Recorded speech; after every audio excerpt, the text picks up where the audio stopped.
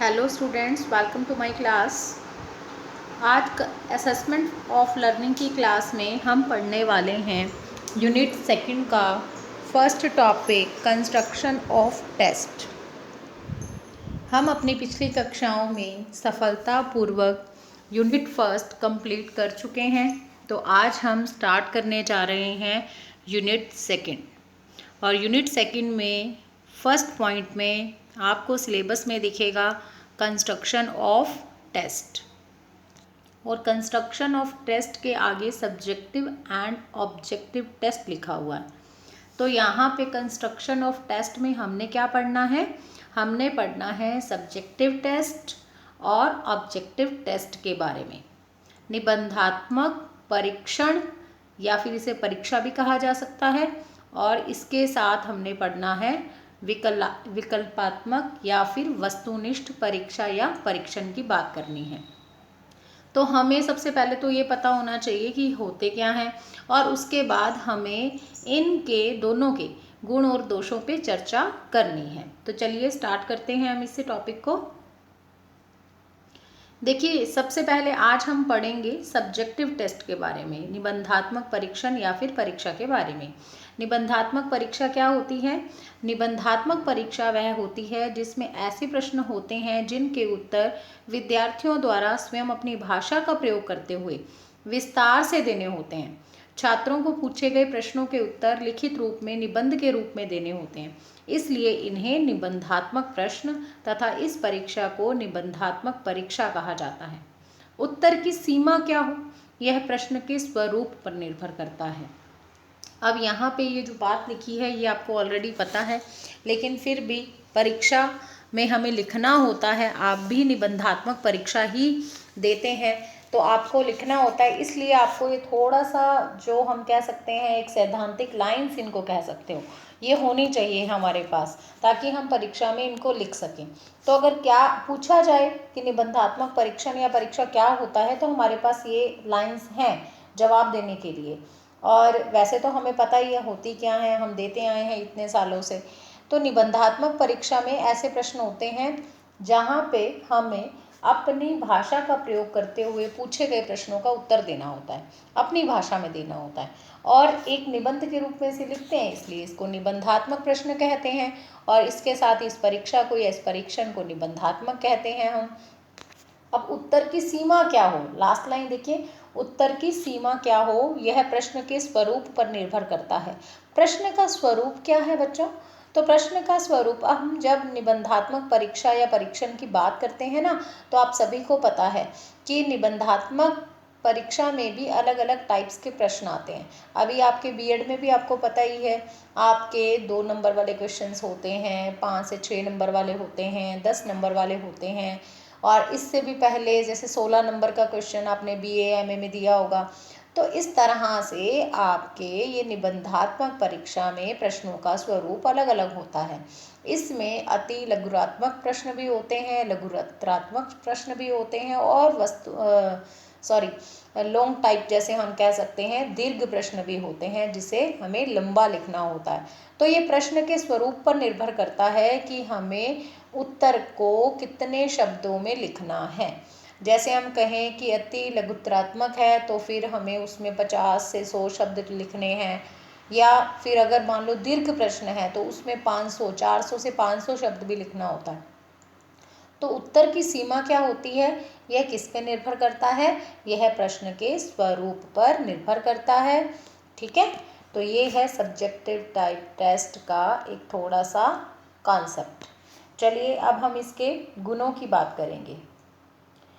निबंधात्मक परीक्षण के गुण।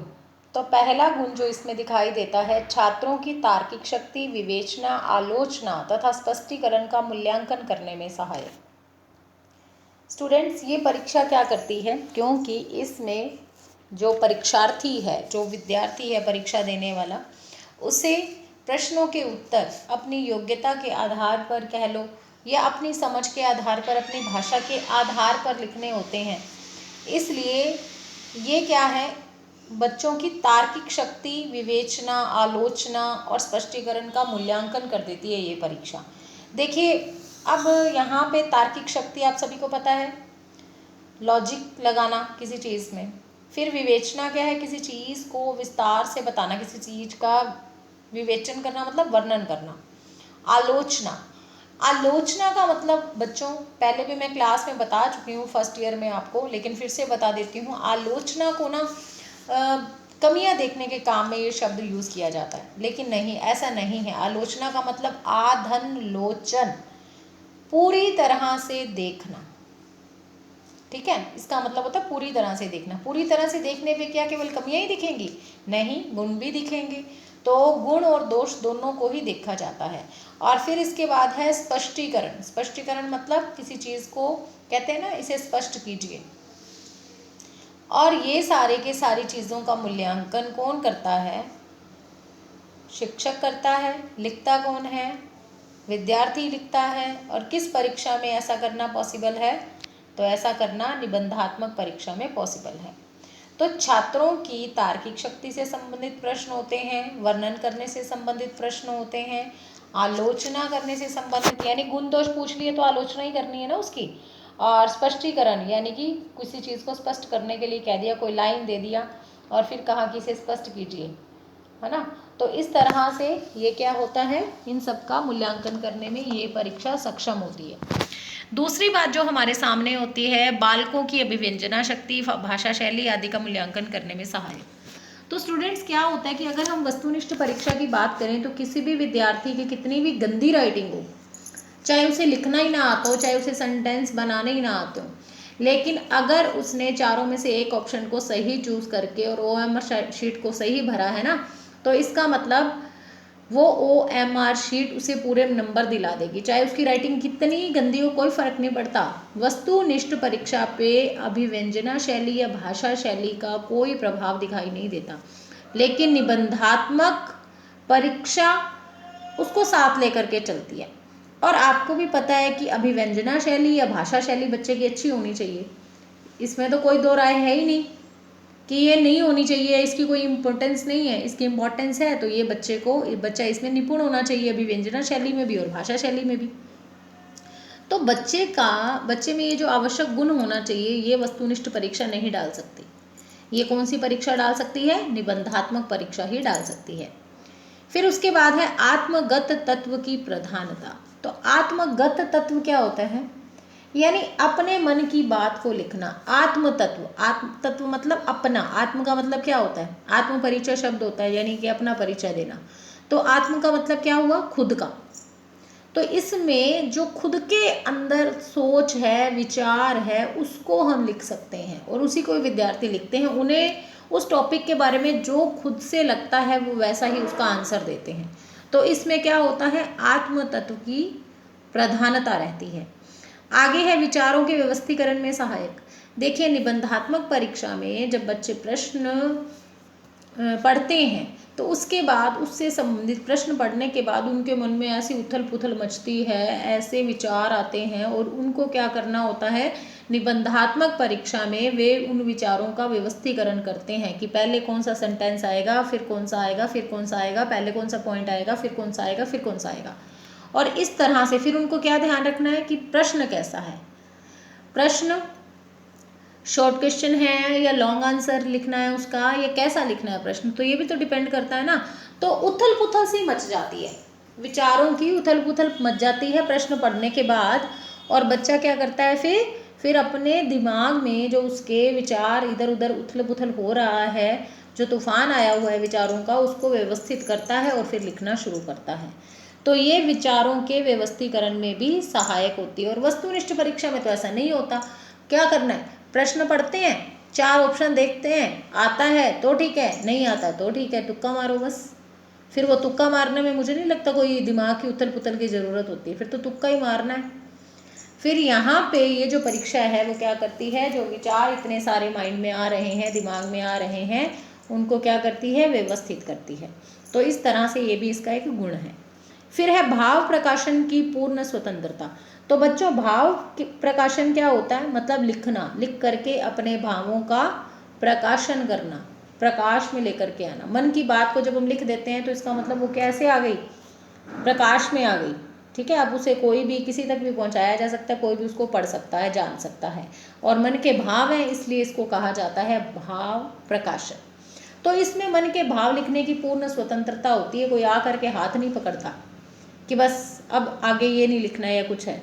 हाँ, जब नंबर आएंगे तब देखा जाएगा कि आपने कॉपी में क्या लिखा है, लेकिन अभी ये आपको परीक्षा के दौरान भाव प्रकाशन की पूर्ण स्वतंत्रता प्रदान करती है, ये परीक्षा या ये परीक्षण। ठीक है, चलिए फिर नेक्स्ट है छात्रों में सृजनात्मकता का विकास करने में सहायक। सृजनात्मकता क्या होती है? क्रिएटिविटी। क्रिएटिविटी का मतलब कोई चीज़ बनाना। तो जब निबंधात्मक परीक्षा या परीक्षण में हमारे विद्यार्थी अपने प्रश्नों के उत्तर अपनी भाषा का प्रयोग करते हुए लिखते हैं, तो इससे उनकी सृजनात्मकता का भी पता चलता है। तो ये क्या करती है? ये परीक्षा बच्चों में सृजनात्मकता का विकास करने में सहायक है। सृजनात्मकता क्या चीज़ है बच्चों? कोई चीज़ नहीं बनाना ही सृजनात्मकता नहीं है। आपने क्रिएटिविटी टॉपिक पढ़ा है चाइल्डहुड एंड ग्रोइंग अप में, फर्स्ट ईयर में, वहाँ पे आपने क्रिएटिविटी पढ़ा होगा। तो क्रिएटिविटी क्या चीज़ है? क्या क्रिएटिविटी सिर्फ कोई वस्तु बना करके नई सी वस्तु बना देना है? नहीं, क्रिएटिविटी तो कुछ लिखना भी है, लेखन क्षमता भी उसमें आती है ना क्रिएटिविटी में। क्रिएटिव लिखना, कुछ नया हटके लिखना, वो भी इसमें आता है। तो छात्रों में ये सृजनात्मक शक्ति का या सृजनात्मकता का भी विकास करने में सहायक है। फिर छात्रों की लेखन क्षमता तथा भाषा शैली का परिमार्जन करने में सहायक। परिमार्जन मतलब शुद्ध करना, ठीक है, किसी चीज़ को शुद्ध करना, व्यवस्थित करना, परिमार्जन करना कहलाता है। तो ये क्या करती है? छात्रों की लेखन क्षमता और भाषा शैली को शुद्ध करने का काम करती है।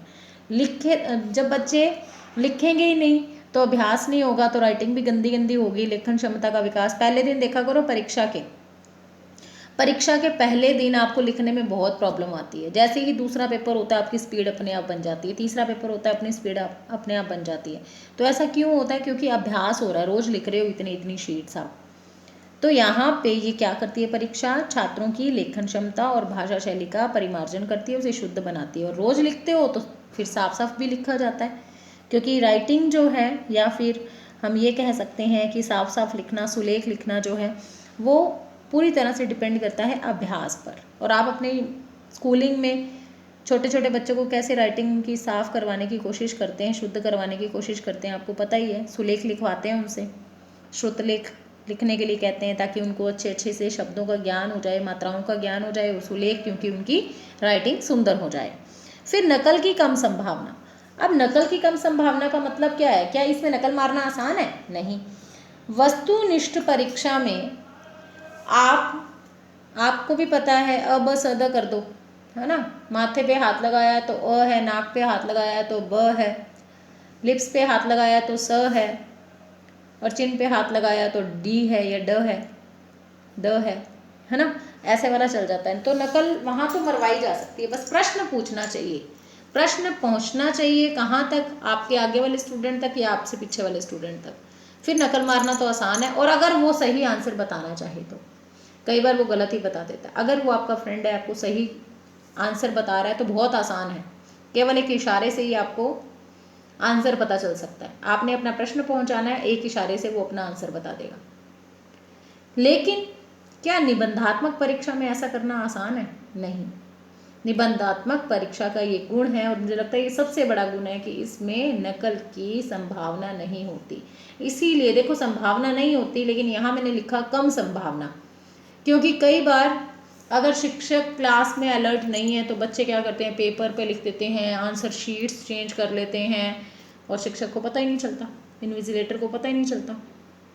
तो इसलिए मैं इसको ये नहीं कहूँगी कि संभावना बिल्कुल नहीं है, मैं यही कहूँगी कि इसमें कम संभावना है। अगर शिक्षक अलर्ट हो तो आपकी क्लास में कोई भी ऐसा नहीं कर सकता। फिर लास्ट पॉइंट कहता है उच्च मानसिक क्रियाओं के मापन में सहायक है ये। उच्च मानसिक क्रियाएं क्या होती हैं बच्चों? यानी मैंने अभी जो बात बोली, प्रश्न पढ़ने के बाद बच्चे के विचार जो हैं वो उथल पुथल अवस्था में, उसके दिमाग में तूफान आ जाता है विचारों का, कि अब मैं इसके आंसर में ये लिखूंगा, ये लिखूंगा, ये लिखूंगा। तो यहाँ पे उसकी जो मानसिक क्रियाएं थी वो क्या हो गई? तीव्र हो गई। ठीक है। तो ये परीक्षा क्या करती है? उन उथल पुथल मची हुई जो प्रक्रियाएं हैं, जो क्रियाएं हैं, मानसिक क्रियाएं, उनको एक तो व्यवस्थित करेगी। अब ये कहते हैं कि मापन भी कर सकती है। मापन कैसे कर सकती है?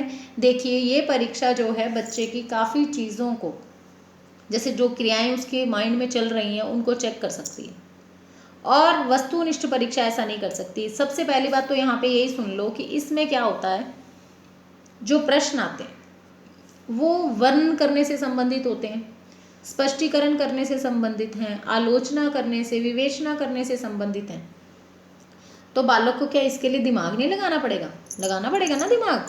तो बालक को जो इतना सारा अपना जो माइंड खर्च करना पड़ता है, इसमें जो इतना सोच विचार करना पड़ता है, वो उसकी उच्च मानसिक क्रियाओं को बढ़ावा देता है।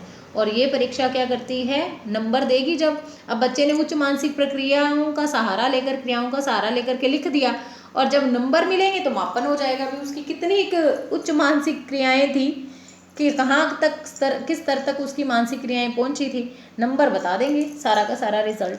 तो बच्चों ये हो गया इसके गुणों के बारे में। और गुण हैं तो दोष भी होंगे। तो चलो अब दोषों की बात करते हैं। तो दोष क्या है? सबसे पहला दोष है रटने पर बल। तो निबंधात्मक प्रश्न आपको पता ही है, बच्चे के रट्टाफिकेशन को बल देते हैं। बच्चे को इसमें रट्टा लगाना पड़ता है, चाहे हम कितना ही समझने की कोशिश करें, लेकिन इसमें इस परीक्षा को देना है तो हमें रट्टे लगाने ही पड़ते हैं। फिर इसके बाद है एकांगी। एकांगी का मतलब इसमें ज्ञान की तो जांच हो जाती है। देखिए, जब आप पाठ योजना बनाते हैं तो आपको पता है बहुत सारे व्यवहार में परिवर्तन लेके आने हैं, हमने बहुत सारे कौशल डालने हैं बच्चे में, या बहुत सारे शिक्षण के उद्देश्य होते हैं, जैसे ज्ञान, अवबोध और ज्ञानोपयोग, कौशल, अभिवृत्ति, अभिरुचि। तो ये परीक्षा क्या करती है? केवल और केवल ये परीक्षा बात करती है किसकी? सिर्फ ज्ञान की। बाकी जो चीज़ें हैं, कौशल है, अभिवृत्ति है, अभिरुचि है, उनकी डेवलपमेंट नहीं हो सकती इससे। तो इसलिए इसको कहा जाता है एकांगी, केवल एक अंग, केवल ज्ञान की बात। अब नेक्स्ट है वस्तुनिष्ठता का अभाव। वस्तुनिष्ठता का अभाव तो अपने आप ही रहेगा, क्योंकि मैंने आपको गुणों में बताया आत्मगत तत्व की प्रधानता। तो यहाँ पे जब विद्यार्थी लिखते हुए अपने आत्मगत तत्व की प्रधानता रखता है, तो जो शिक्षक है चेक करने वाला, उसकी कॉपी को, उसकी आंसर शीट को, तो वो भी तो अपना आत्मगत तत्व रखेगा। तो इसमें अधिकतर ऐसा रहता है कि अगर एक टीचर आपकी कॉपी चेक करता है तो आपको अलग मार्क्स मिलते हैं, और अगर कोई दूसरा चेक करेगा तो अलग मार्क्स मिलेंगे। मेरे अकॉर्डिंग हो सकता है कि आपने बहुत अच्छा लिखा हो या ना लिखा हो, तो किसी दूसरे के अकॉर्डिंग आपने उसको बिल्कुल 0 नंबर वाला भी लिखा हुआ हो सकता है, या फिर मेरे से भी, मुझे जितना अच्छा नहीं लगा दूसरे टीचर को उससे भी ज़्यादा अच्छा लग सकता है वो। ठीक है, तो यहाँ पे वस्तुनिष्ठता का अभाव रहता है। परीक्षक के दृष्टिकोण, उसकी जो मनोदशा है, उसकी जो धारणाएं हैं, उससे परिणाम प्रभावित होता है। ठीक है, ये है वस्तुनिष्ठता का अभाव। फिर है विश्वसनीयता का अभाव। अब विश्वसनीयता क्यों नहीं होती इन परीक्षणों में?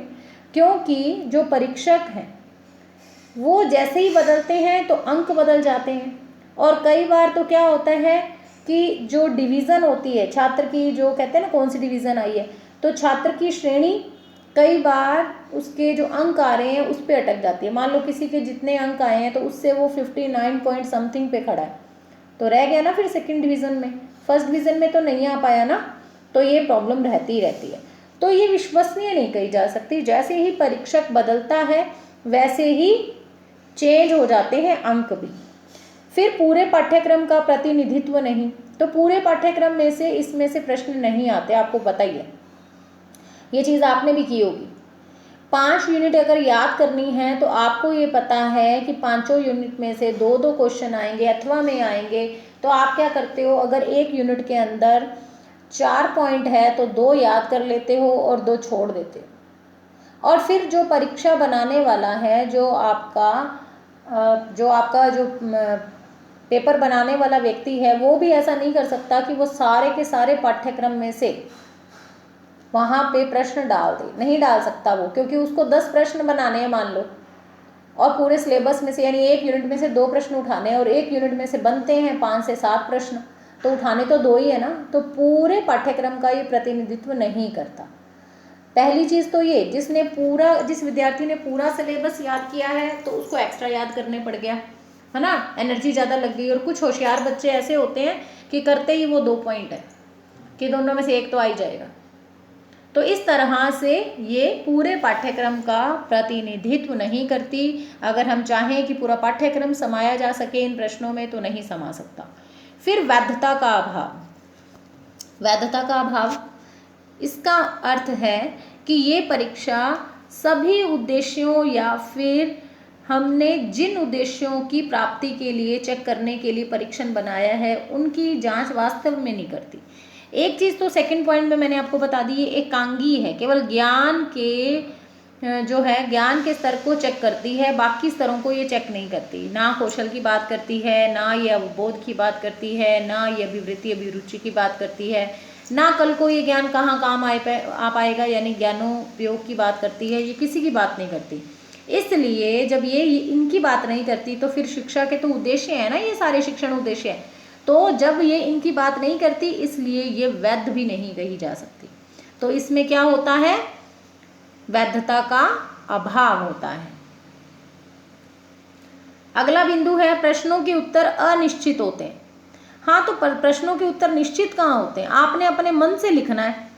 तो क्या किसी भी शीट, किसी भी विद्यार्थी के द्वारा लिखा हुआ जो मैटर है, जो प्रश्न का उत्तर है, क्या वो दूसरे विद्यार्थी के प्रश्न के उत्तर से मैच होगा? नहीं होगा। सब अपनी अपनी भाषा का प्रयोग करते हुए अपने अपने हिसाब से लिखेंगे, तो उत्तर जो है वो अनिश्चित होते हैं। और कोई ऐसा अध्यापक भी नहीं कर सकता कि वो किसी पर्टिकुलर प्रश्न का उत्तर लिख के दे दे कि भाई बिल्कुल ऐसे ही लिखोगे तो ही नंबर मिलेंगे, नहीं, वो भी ऐसा नहीं कहता। अब सिंपल सी बात देख लो, पॉइंट्स लिखने होते हैं, आपने मान लो किसी चीज़ के 10 पॉइंट लिखने हैं, तो क्या आपको शिक्षक आपको कहता है कि भाई आप जो है इसी सीक्वेंस में ही लिखोगे? नहीं ना, वो कहता है ना आगे पीछे कर सकते हो। तो आगे पीछे करके क्या फिर उत्तर निश्चित हुआ कि 1 नंबर पे यही आना चाहिए, 2 नंबर पे यही आना चाहिए, 4 नंबर पे यही आना चाहिए? नहीं हुआ ना। तो इसलिए इस परीक्षा में प्रश्नों के उत्तर अनिश्चित ही होते हैं, निश्चित नहीं होते हैं। फिर ये श्रम साध्य परीक्षा है। श्रम साध्य कैसे है, यानी इसमें श्रम बहुत लगता है। श्रम तो आपने, इस चीज़ को तो मुझे बताने की ज़रूरत नहीं है, जब 3 घंटे का पेपर होता है तब आप क्या करते हो, आपके हाथ दर्द होने लग जाते हैं। एक एक प्रश्न को लिखते हुए आप हाथों की एक्सरसाइज करने लगते हो, गर्दन की एक्सरसाइज करने लगते हो, बहुत परेशान हो जाते हो, बहुत श्रम लगता है, बहुत टाइम लगता है इसमें, ठीक है।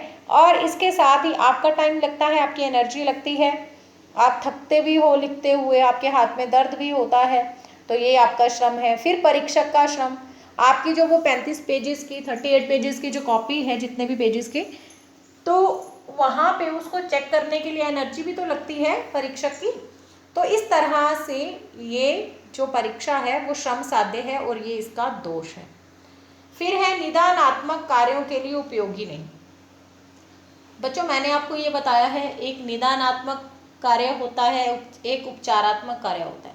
निदानात्मक कार्य क्या मतलब, किसी चीज़ का पता करना, कारण पता करना, निदान करना होता है। और फिर उपचार करना, जब कारण पता चल गया तो इलाज करना जो होता है, उस समस्या का समाधान करना, उपचार करना होता है। तो ये निदानात्मक कार्यों के लिए उपयोगी नहीं है। यानी अगर किसी बच्चे की कोई समस्या है तो निबंधात्मक परीक्षा के द्वारा हम उस समस्या का पता नहीं लगा सकते कि वो विद्यार्थी ऐसा क्यों कर रहा है। और या फिर हम ये कहें कि किसी के भी वीक पॉइंट को, सिलेबस के अंदर बच्चों को क्या चीज़ समझ नहीं आई है, इस परीक्षा के द्वारा हम नहीं पता लगा सकते, ठीक है। तो निदानात्मक अगर कार्यों की बात की जाए तो ये परीक्षा उपयोगी नहीं है, ये परीक्षण उपयोगी नहीं है। फिर है इनके द्वारा छात्रों की वास्तविक योग्यता की जांच नहीं हो सकती। हाँ, तो वास्तविक योग्यता की जांच कैसे होगी भला, आप बताइए। आप एक साइड पे तो बात कर रहे हो कि बच्चे आधा सिलेबस याद करके आते हैं और बस वैसे ही प्रश्न सामने मिल जाते हैं और उनका अच्छे से वो उनको रट्टा लगा के आते हैं आधे सिलेबस को और लिख देते हैं और पूरे नंबर मिल जाते हैं। अब एक बच्चा ऐसा है जो सारा सिलेबस याद करके आया था, तो दोनों में कंपैरिजन करो ना, नंबर दोनों के एक जैसे आ रहे हैं, एक ने पूरा सिलेबस याद किया, एक ने 50% ही याद किया। तो जो छात्रों की वास्तविक योग्यता है वो निकल करके नहीं आती। कई बार क्या है, बच्चे को नॉलेज बहुत ज़्यादा होती है लेकिन उसे लिखना नहीं आता, बता सकता है वो लेकिन लिख नहीं सकता। लेकिन निबंधात्मक परीक्षा में नंबर किसको मिलेंगे बच्चों? नंबर उसी को मिलेंगे जो अच्छा लिखेगा। केवल सोचने के, केवल मौखिक भाषा के नंबर तो नहीं मिलेंगे निबंधात्मक परीक्षा में। तो यहाँ पे बच्चे को क्या करना पड़ेगा? लिखना पड़ेगा, अच्छा अच्छा लिखना पड़ेगा। तो सभी में लेखन क्षमता, एक अच्छी लेखन क्षमता हो ये ज़रूरी नहीं है। बहुत इंटेलिजेंट बच्चों को मैंने देखा है कि वो लिख नहीं पाते, वो कहते हैं मैम हम बता देते हैं बट हमसे लिखा नहीं जाएगा। मान लो बच्चा बहुत इंटेलिजेंट है, उसको सारा कुछ आता है, कक्षा का सबसे इंटेलिजेंट बच्चा, पर राइटिंग बहुत गंदी है। अब राइटिंग उसकी जो गंदी है, अच्छी राइटिंग नहीं है उसकी, तो इसका मतलब उसका प्रभाव उसके मार्क्स पे पड़ेगा ना। तो यहाँ पे ये परीक्षा छात्र की जो वास्तविक योग्यता है उसकी जांच नहीं कर पाती। तो हमने यहाँ पे इसके दोष भी देख लिए। तो आज की कक्षा में हमने पढ़ा निबंधात्मक परीक्षण या परीक्षा के बारे में। और अब अगली कक्षा में हम पढ़ेंगे वस्तुनिष्ठ परीक्षा या परीक्षण के बारे में।